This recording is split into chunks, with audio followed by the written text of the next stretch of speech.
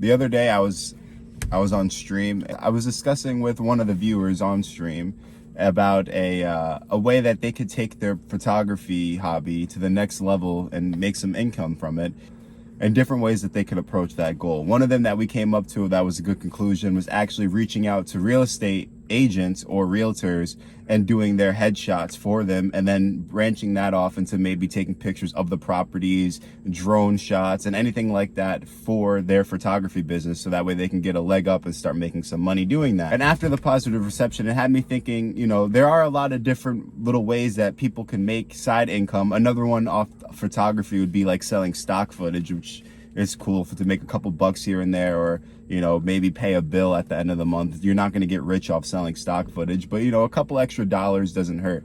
So it made me think up of some ideas that I know of that people can do now to actually start making a little bit of side income. So if you find yourself hurting and you need to find a way to make some extra bucks, a couple of these ones actually can have an instant payoff depending on how soon you act out on it. Especially the first one. The first one we're gonna get into, if you start doing it right after this video, I guarantee you can make some money if you really go hard, like by the end of today.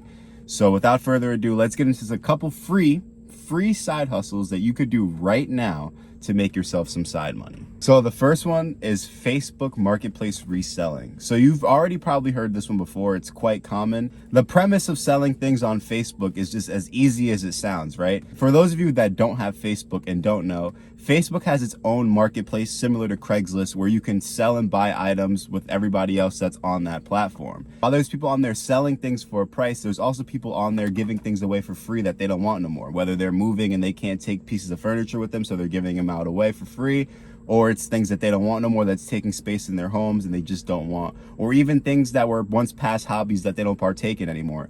Instruments, video game systems, computers, collectibles. You'd be surprised what it is that you can find on Facebook Marketplace. Same thing with cars. A lot of car reselling. A lot of people go on Facebook Marketplace to buy their cars. So if you're into the car market and buying cars, fixing it up, and then selling them for a higher price, definitely check out Facebook Marketplace to find some deals and do a little bit of bartering. So what you're looking for when you're on here on Facebook, to start off at least, is for the free products that no one wants anymore. And the most popular things you can find really is going to be furniture. So a lot of my people might be figuring out now, if you don't have a truck, how am I going to get to the furniture and picking it up from where I'm getting it from and bringing it back to my place or whatever to then resell it, right?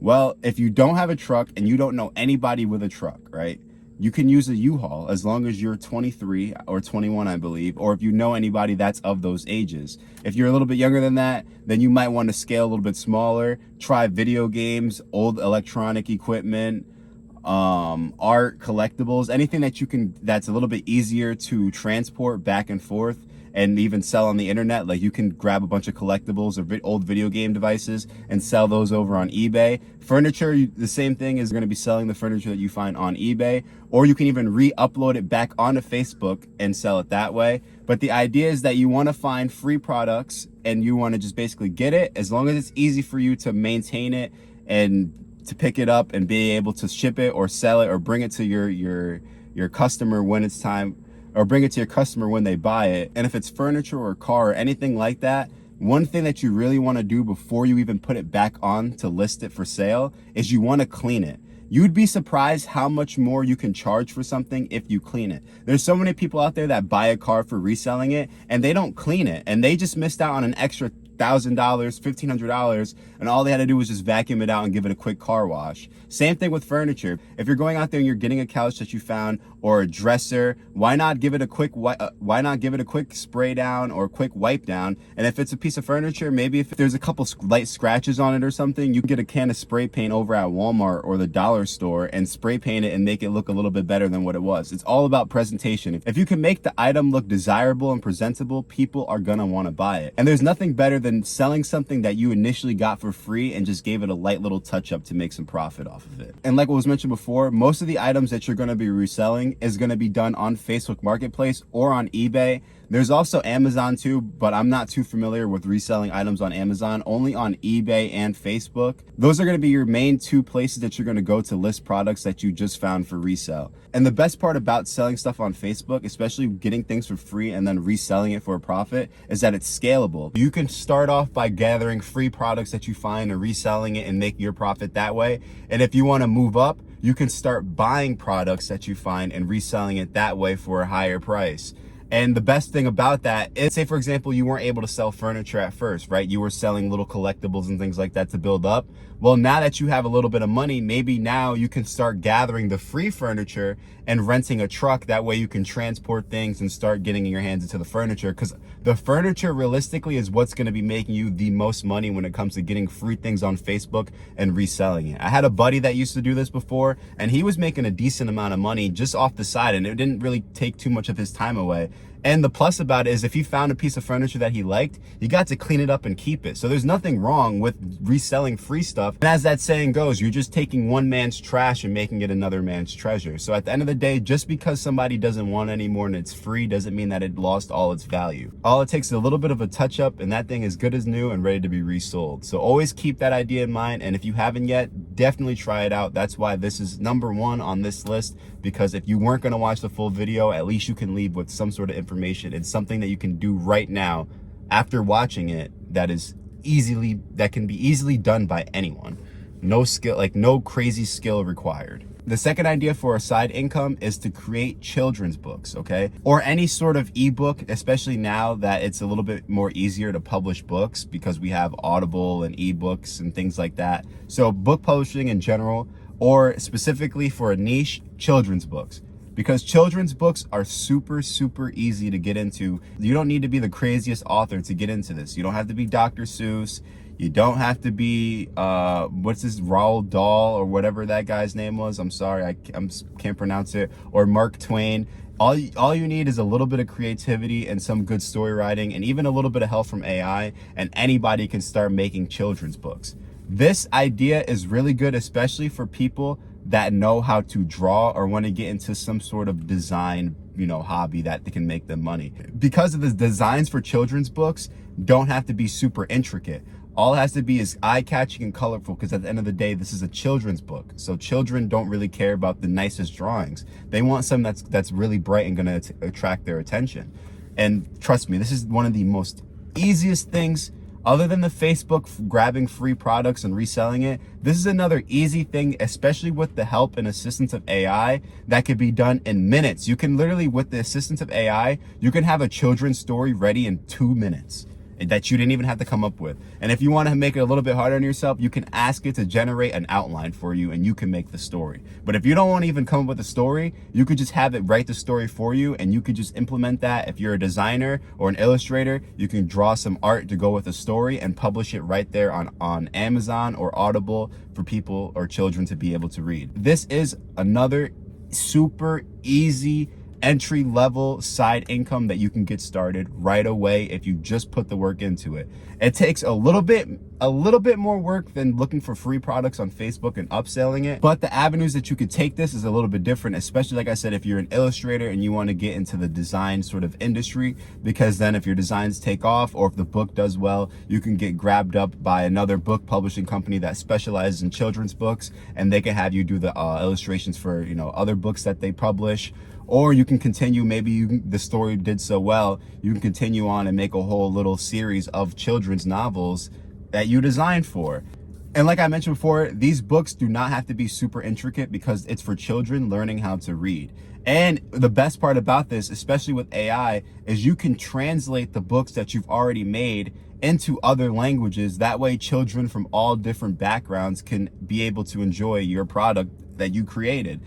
So definitely take advantage of this. With AI tools like ChatGPT to help you create outlines or even whole full stories for children's books, this is another super easy, low effort, low work way to make some sort of side income. So if the first one wasn't doing it for you, then definitely try the second one. If you work in the education industry, if you're a kindergarten teacher, pre-K teacher, after school teacher, anything where you're working with students, why wouldn't you want to be able to publish your own or have some sort of books that you created for your students? Who knows, maybe one day it might pick up, you make a bunch of money and you don't have to teach students no more. Or if you still want to teach students, you don't have to be worrying about how stressful it is because teachers don't get paid enough to live, and they're doing the most important job, or one of the most important jobs in our civilization, and that's teaching the future.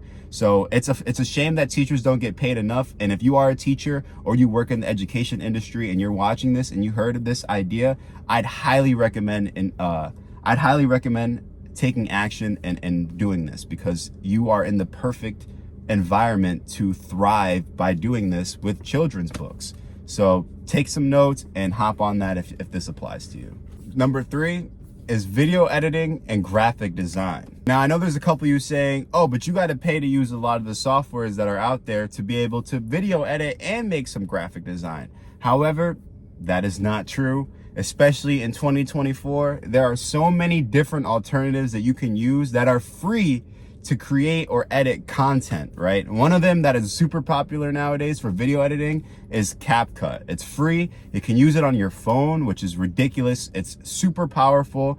And for anything that comes for, like, you know, editing pictures, like some sort of Photoshop program, there's also DaVinci Resolve that you can use on your computer as well. I'm not sure if they have a phone version of DaVinci Resolve. However, there is a free version that is available for download on PC. However, I would highly recommend CapCut only because of all the different features that are on there for free and for a pro membership if you ever do decide to subscribe to it. If you're looking for a software to edit pictures, I would highly recommend using Pixar if you're on your phone and GIMP if you're using your computer. They're both kind of similar to Photoshop. GIMP is a little bit more like Photoshop. That has a little bit more features that Pixar doesn't have. However, if you're on your phone, you need time to make some quick thumbnails or edit some thumbnails for some people, you can use Pixar. And if you're on your computer or a laptop, use GIMP. And for editing, you're gonna wanna use CapCut. CapCut makes everything easier. You know, the fact that you can edit on your phone and actually have a good user interface to use is honestly phenomenal. It's mind-boggling at that, because coming from someone that used to do a lot of video editing, that still does a lot of video editing, but I do a lot of my video editing on my computer. I use the Adobe Suite. I highly recommend that for anyone that's a little bit more skilled or experienced when it comes to video editing or graphic design. If I'm on the go and I'm in a pinch and I have to make some quick edits or edit a video so I can have it out for you guys, I could easily use CapCut on my phone and create some high quality content with ease in like 10 minutes. So it's crazy the features that you can utilize and take advantage of if you decide to pursue video editing or graphic design as a side hobby or side hustle. And I'm telling you, just use CapCut, bro. For video editing, just use CapCut. It makes everything so much easier. Subtitles, effects, transitions, anything like that, it's literally like a baby can do it when you use CapCut. Try it out, seriously. Now, when it comes for looking for clients to edit videos for or create designs for, you want to use things like Fiverr, Upwork. These platforms are for freelancers. So you basically create a Fiverr or Upwork account. You add like a little bit of a portfolio, tell the clients a little bit about yourself. And then from there, depending on which one you use, it's a little bit different how you find work. Fiverr, you have to get hired by the people looking for that particular sort of freelance work. So for this case, it would be video editing or graphic design. So you would make your profile, set it up really nice, add a bio, profile picture, a portfolio to showcase some of your work, and then people are just gonna have to stumble on it across all the other hundreds of freelancers that are on Fiverr. And if you offer a good quality of service and your prices are really good and your work is really good, like I said, because that quality of service is phenomenal, you're not gonna have a hard time having clients because they're gonna come to you because you provide a good quality service. Now, if you're new and you don't have any sort of experience, I would highly recommend having a moderate entry-level price, or even doing some level of work for free for your client when they decide to go through your services, or provide something a little bit extra that they didn't ask for. So like if you're doing video editing and you're editing someone's video, why not throw in a free thumbnail to go with it? Or if you're editing someone's video, why not add a little bit of extra that they might not have specifically asked for, as long as it's okay and goes and fits with the theme of what they wanted, just so that way it can show that you're putting in a little bit of extra work and that you have a little bit more value to your skill set. That way they won't feel too pressured when you increase your price or when your price is a little bit steep, because you actually have a set of quality that comes with that price range. No one's gonna mind if you charge $100 to edit a video if you put in the quality of work that is worth $100. You don't also want to be too cheap either if you have good skills, because then people aren't going to think that they're actually going to be getting good quality work for paying $30 or $20 for someone that's supposed to be really good and highly experienced at editing videos. And then when it comes to Upwork and finding clients there, you're actually applying to different jobs that are posted on the website. So it's different from Fiverr when people are actually looking for your work and for your freelancing services. And Upwork, you're actually looking for the work and browsing through like a job board postings, and you're applying for those jobs, and you're basically hoping that the person that posted that job reaches back out to you and lets you do that work for them. And the same premise applies in terms of doing, going the extra mile in terms of quality of your work, including a free product that the client may not have asked for to give a little bit of a boost to your reputation and the quality of your work. But the thing is, when it comes to looking and posting for the jobs and applying for them, you actually have to use Upwork credits that you have to buy. So it's a little bit different because like you do get free credits that you can use immediately when you create your Upwork account. However, if you want to keep using it, you do have to pay for credits to apply for the job postings. Fiverr, you don't have to do that. However, on Fiverr, there is the option to pay for an ad boost. So your profile shows up higher on the search engine when people go to look for whatever it is that your freelance service is on for. For this example, like we were saying, it is video editing and graphic design. But you can use both these services and these websites for a whole different range of freelance work. It doesn't have to be just video editing and graphic design. If you know how to code, you could do code, copywriting, you can do copyright, audio design, anything like that. You can use those services on there. It's not just for video editing. So if there's something else that you want to do on these, and definitely go for it and check it out, and hopefully it works for you. Another way to find clients too, which is not as popular, but it works, is actually using Reddit and going on to like new YouTuber forums or YouTube forums and just, kind of promoting yourself a little bit and offering out your services to people. This is especially popular on YouTube if you know how to do the approach. Don't like spam advertise yourselves under people's comment sections. However, if you stumble across a channel that's very small, under 1,000 subscribers or under 10,000 subscribers, even 10, 20,000 subscribers, 30,000 subscribers, if your editing skills are good and match that theme and quality that they already have going, or that can improve upon it, just leave a comment or reach out if they have a business email in their bio and just say, hey, I have video editing services or graphic design services, and I can create a better, more engaging profile picture or pop-ups, like, the subscribe pop-up animations, or your banner backgrounds, profile pictures, thumbnails, video editing. You can offer that and, reach out to that content creator through their comment section or through their business email if they left one. And that's another really good way to find clients that way, especially with YouTube's new algorithm promoting smaller YouTube channels. That kind of gives you a way to find these smaller channels and reach out and let them know that you have services available that you can help them improve the quality of their channel. And realistically, any small content creator isn't going to want to say no to that, especially if you have a really good price. If you can provide a little bit of service for free just to show them you know what you're doing and you have experience, that's even better, because if it does start to work, then they're going to be more inclined to want to pay you for your services. So don't feel ashamed and don't feel downplayed to do some free work just to get your hands dirty. It shows that you have the drive to want to learn and the drive to actually get things done so you can start making money off of it. Don't be in a rush to immediately start charging for what it is that you can do and what you know. Take your time, get your hands dirty, build up the clientele, and then once you're good at it, they're going to want to pay you. Trust me. I've done it before. I've had freelance video editing services, and that's usually how it is. Offer some free work, and if it's good enough, they're going to pay you for it.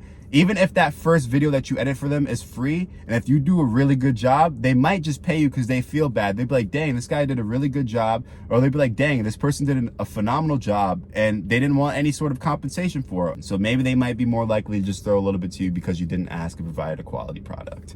So if you're looking for clients, Fiverr, Upwork, Reddit forums for new YouTubers, or new YouTube channels that are recommended to you on YouTube, and just reaching out and letting them know that you have services available is a really good way to build up clientele for a video editing or graphic design freelance service. Telling you that now. And that's a really good way to make income. If you could partner yourself with a really good content creator and they're consistent with the content they're creating, and you can kind of get in the middle of that, because at the end of the day, you want to get in the middle of transactions and where the money's going. So if you can be in the middle of the content and the money, and you can help that content creator produce consistent content, you're going to get some good money because that content creator is consistent with their content, and the possibilities from there are endless. You can get recommended to other creators. That creator could just take you on for the rest of their journey and you guys could prosper together. The possibilities are truly endless as long as you don't give up. The fourth idea is an Instagram meme page or an Instagram blog or theme page, right? Whether if it's a celebrity fan page or meme page, like I mentioned before, where you're posting jokes and stuff like that. This one, however, takes a lot longer to start getting some sort of profit from, only because the consistency in the algorithm on Instagram is a lot different than like YouTube, TikTok, or even Snapchat, right? You got to really know how to use the hashtags, and you got to kind of stay consistent to the certain type of theme that you decide to make content for. So for this example, I'll just stick to a meme page, right? Meme pages are a really good way, especially for high school students. If you are in high school or in middle school and you want a way to make some money, Instagram meme pages are one of the best ways to make money when you are a teenager. It's one of the ways I used to make some side money when I was in high school, and I highly recommend that for anybody that's still in school or even college to make a little bit of money. You won't be super rich, but you'll have a lot more money than your other friends because you can offer sponsorships. You know, people can pay you for story posts, reposts, shout outs. There's a whole bunch of different ways that you can make money by using or utilizing an Instagram meme page. People are going to want to reach out with you. People are going to want to reach out to you with products that they have or services that they have available that you might be able to advertise on your Instagram page. And meme pages is a good way to kind of connect and build a good community of people too. That way, if you have your own product, you can actually, sell it and advertise it to the little bit of the audience that you built from posting memes. Example two, you could do something like a theme page for like Photoshop or graphic design. And eventually you can do shout outs for people that have freelance services that are looking for clients. You can have them and partner with them and post their work, and they'll pay you to do that. So that way you can get them clients. You just got to be smart. You can even use that as a way to boost up your own clientele. If you are a video editor or graphic designer, you can create an Instagram page or a TikTok page that teaches little tips that people may not know about those specific video editing apps or Photoshop. You can do Photoshop tips, After Effects tips, Premiere Pro tips, CapCut tips, and just teach people little things, 30-second video clips of teaching people how to do something they may not know how to do, how to mask pictures behind other pictures. Teaching people how to do stuff, having value in your content is very important, because if you do that and you build up clientele through there, now you have an Instagram theme page where you're teaching people how to do stuff. Those people are interested in that already because that's why they're following you, is to learn things for their graphic design or video editing. And then maybe you can funnel that in to teach people how to do their own video editing or graphic design, or you can provide some sort of service to people that are their own freelancers, so that way they can find clients, or you can find your own clients with your own platform.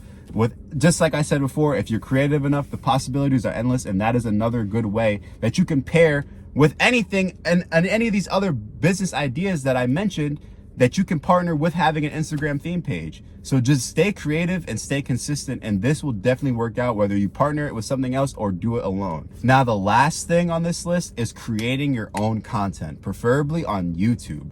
Creating YouTube content is one of the most profitable and easiest ways to make income. It just takes time, and that's the one thing that deters a lot of people away from creating content on YouTube. And honestly, they're stripping themselves of a free life.